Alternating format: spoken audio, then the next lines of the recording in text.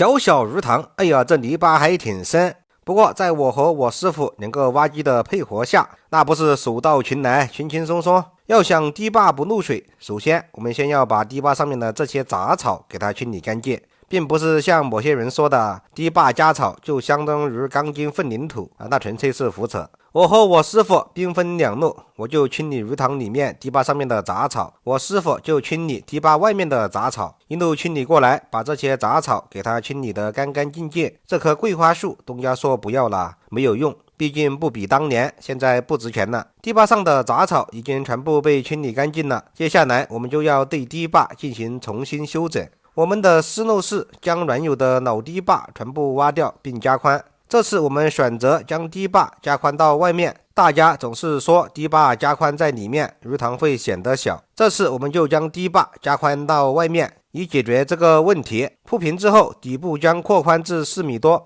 然后我们将对其进行反复碾压，以确保堤坝的紧实牢固，防止漏水。我师傅压前面一段，我就压后面一段，我们的配合相当默契。压完一遍后，我们就开始找地方持土，把这个堤坝加高。整个鱼塘四周只有旁边一块种了桂花树的地中间可以持土。我们的思路是把这块地深挖下去，尽可能的深挖，然后用挖出来的土一层一层的填高堤坝。我们计划填完堤坝后，再挖鱼塘里面的泥巴，把这个坑填起来。不知道能不能够装得下。说实话，如果鱼塘不是很深的话，应该差不多。为了防止堤坝漏水，我们每50公分填一层土，然后来回碾压，一层一层的压起来。我师傅就尽最大的限度往下深挖持土。现在我们遇到了一个很大的困难，没有土加高堤坝了。本来是想尽量的往下挖，但是越往下深挖，土越湿，已经不再适合用这个土做堤坝了。你可以看到底下挖起来的土做的堤坝拍起来都是软的，我挖机在上面估计转不了几下泥巴就会陷进去了。现在我们就只能把堤坝做成这样的高度，到时候实在不行我们就挖鱼塘里面的。堤坝就先这样了，我们把堤坝外面的坡给它拍一拍。因为我刚刚看了天气预报，说明天会下雨，不拍紧，我怕明天全变成稀泥巴。现在我们开始合着一起转泥巴，我就站在堤坝上，在这里先挖个眼，然后转到旁边持土的眼里面。你看这个眼挖的还是比较深，应该能装下不少泥巴。我师傅就站在边上，把软去的泥巴甩过来，我们两个就这么来来回回配合的一起转泥巴。挖了半天还是原地踏步，我师傅在那里喊这个鱼塘怎么没有底，一直往下挖都是这种黑色的沙子，管它多深，我们先挖，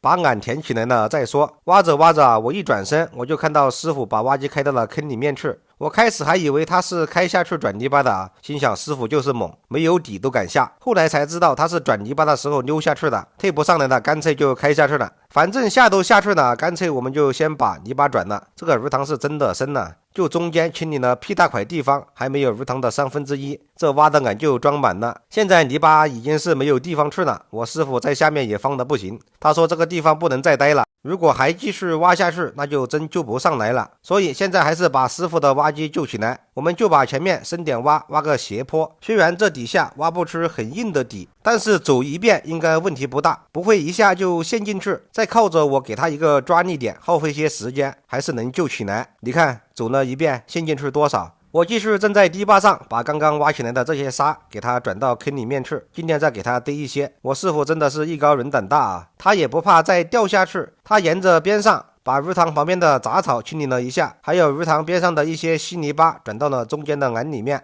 到时候再转出来。堆泥坑的泥巴几乎是堆不下了，我开下去再往后面挤一挤，转一转，看能不能够还堆点上来。这次是真的堆不下了，泥巴堆的都比地还要高了。推一推，搅动一下，把下面搞平，我们就把挖机开上来。时间过得好快呀，不知不觉就要下班了。我们准备收工了，明天来挖。东家说要把这只鹅给我们炖了，晚上加菜。我说还是算了，这鹅长这么大不容易，还比较通人性，它也不咬人。大鹅听说要吃它，跑得比兔子还快。晚上突然之间下起了大雨，第二天来的时候，眼前的景象吓我一跳。本身是个砂塘，不好做，这一遇水全变成了稀泥巴。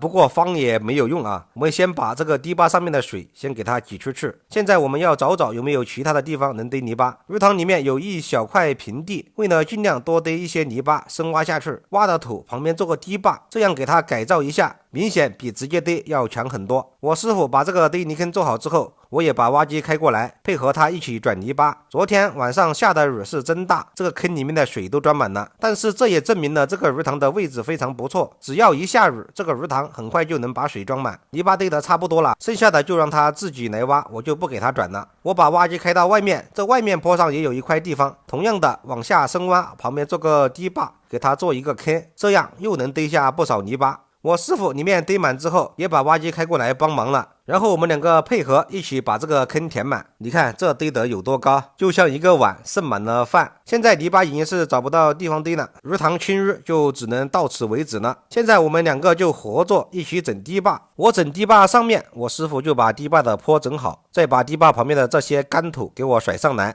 我就把这个上面加高整平，顺便把冒石一起挖过来。像这种用沙土做的堤坝要一次性成型，做好之后就不能再开过去了，因为你一开过去又会把这个堤坝压下去，堤坝的坡都会被挤垮，又要重新搞。我站在上面把堤坝的形状给它搞出来，我师傅就跟着上面这条线把铲斗摆正，就这么烫下去，我们两个就配合这么一路搞过来，最后一点点冒石挖过来，再把这上面扫一扫弄平整。今天这个鱼塘我们就搞完了，师傅的挖机就不开上来了啊，就放在鱼塘里面养鱼。最后我们看一下前后对比，虽然说鱼塘里面的泥巴没有彻底的清完，但是这个比原先的鱼塘那深了不知有多少，东家看了非常满意啊。今天的视频就到此为止了，我们下期见。